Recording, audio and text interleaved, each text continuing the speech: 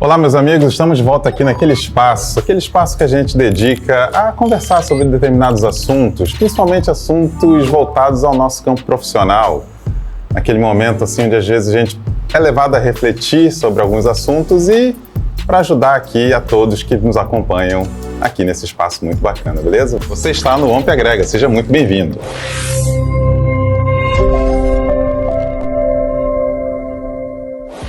É o seguinte, você já se pegou pensando em um determinado assunto por muito tempo? Pois é, eu sou assim. Eu já passei por isso várias vezes. Pensa o seguinte, às vezes a gente pensa assim, poxa, eu vou comprar um carro, vou viajar, vou mudar de casa, vou reformar a casa. Isso são assuntos bacanas, né? E que levam a gente a pensar, a refletir, a imaginar como seriam as coisas, como vai ficar aquele determinado resultado. E isso faz com que a gente vá conjecturando, vá criando na nossa mente tudo o que a gente quer enxergar como resultado. Eu, por exemplo, eu sou o tipo de pessoa que às vezes eu converso comigo mesmo, e isso é coisa de família.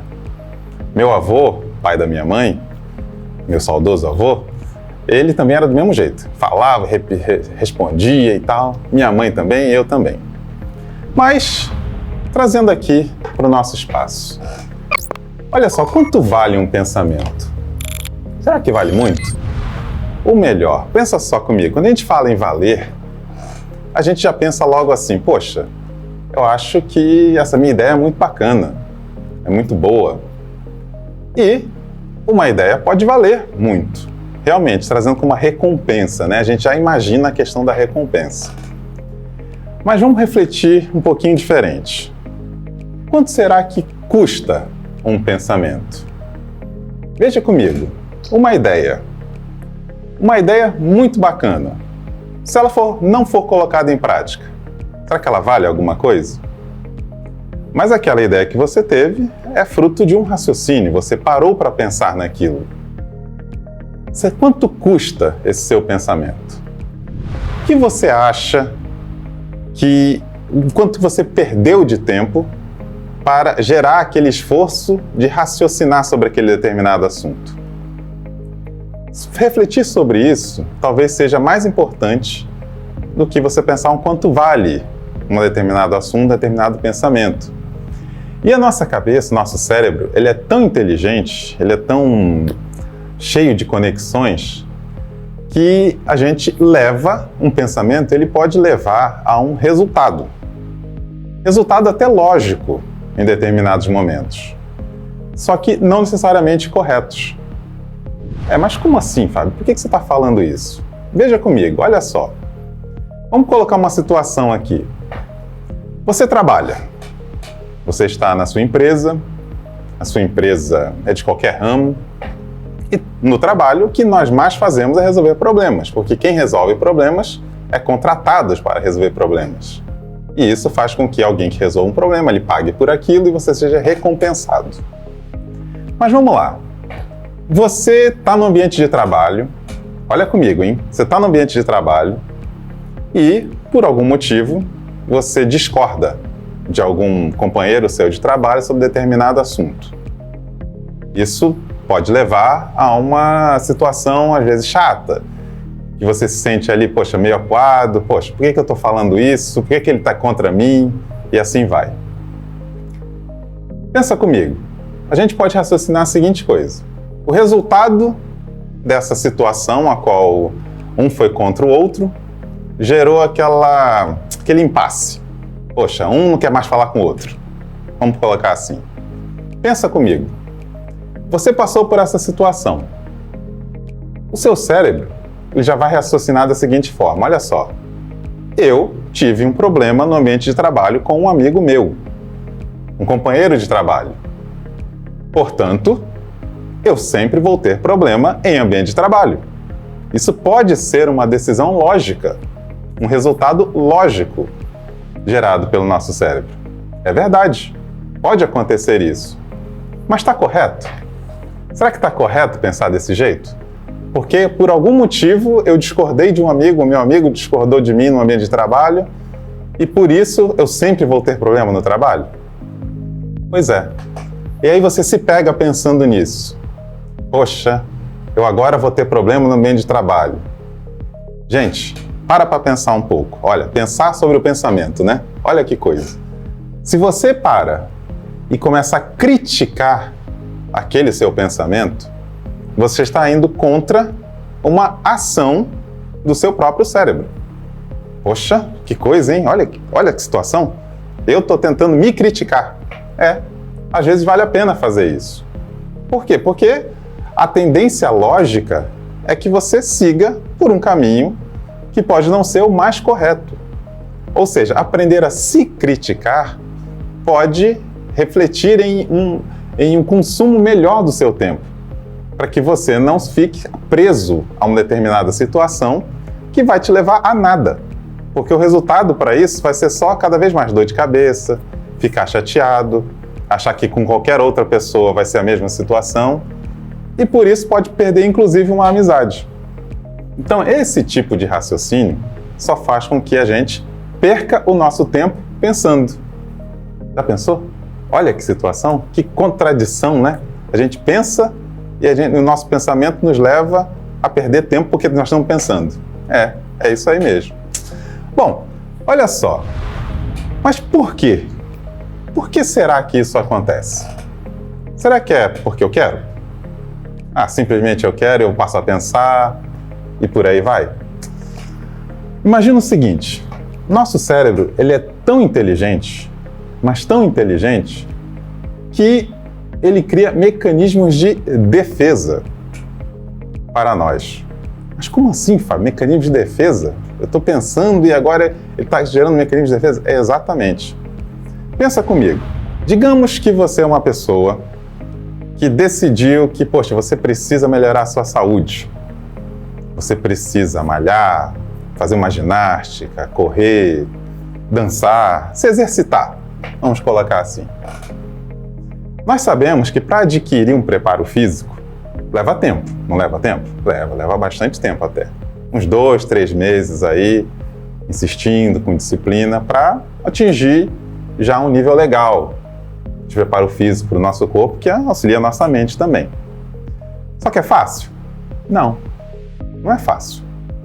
O que acontece com a gente? Olha só, a gente entrou na academia, se matriculou e tal, foi para a academia, começou lá a malhar e tal, primeiro dia, segundo dia, tá tudo dolorido, dói, minha nossa, é complicado, não é? O que nosso cérebro vai fazer? Ele vai dizer assim, olha, tá doendo, não é legal, não é melhor descansar? É melhor você ir dormir um pouquinho? Tá doendo. Teu músculo tá aqui, ó, cheio de ácido lático. Aí o que você faz? Em alguns casos, a grande maioria, vai dormir. Não volta pra academia no outro dia. Poxa, o cérebro ganhou, né? Mas olha só, vamos pensar de outro caso, uma outra situação. A pessoa diz assim, eu não gosto de estudar inglês. Poxa, estudar inglês a pessoa não gosta. Não consegue enxergar, às vezes, os benefícios de falar uma nova língua. Tá bom, não gosta de estudar inglês, mas precisa. Foi obrigado, porque no trabalho agora ficou determinado que quem não tiver inglês está demitido. Ó, que incentivo, hein? Para estudar uma nova língua? Pois é. Aí você começa a estudar inglês. Que coisa chata, né? Estou estudando inglês agora. Pois é. Aí, no primeiro dia, você tá lá, tá achando tudo difícil, não tá entendendo nada. Bota um filme, sai da frente da tela.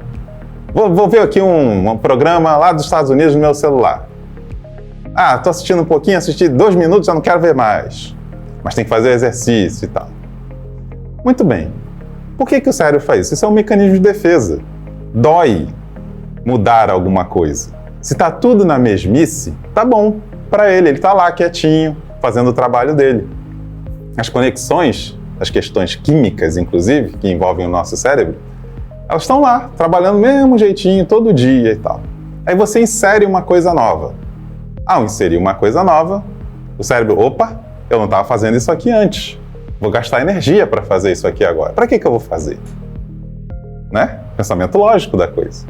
Só que aí você contra-intuitivamente, você vai contra o que o seu cérebro está dizendo. Aí você vai na disciplina. Aí você vai lá. Começa a estudar no primeiro dia. É chato. Começa a estudar no segundo dia. É chato. Primeira semana. É chato. Na segunda semana começa a ficar menos chato. Porque o cérebro já vai se condicionando. Até determinado momento que vai lá e pá! Quebra. Aquela coisa virou uma rotina para o seu cérebro. Aquilo que você achava cansativo, chato, ele passa a não querer mais não fazer. Ele tem que fazer. Exatamente isso. Entrou na rotina dele. Então o cérebro, ele é condicionado para aquilo que torna ele melhor. Ah, quer dizer então que se eu, por exemplo, não sei dirigir, eu boto na cabeça que eu vou dirigir? Vai, se você tiver disciplina para aprender, treinar, você vai aprender a dirigir. Fábio, eu não sei dançar, não gosto de dançar, isso é muito chato. Pode ser chato, mas se você quiser aprender, você vai aprender. E o seu cérebro vai fazer com que você seja bom naquilo, desde que você faça e continue fazendo. A repetição vai fazer com que o seu cérebro assimile isso de uma maneira importante que ele já não queira mais se livrar daquilo.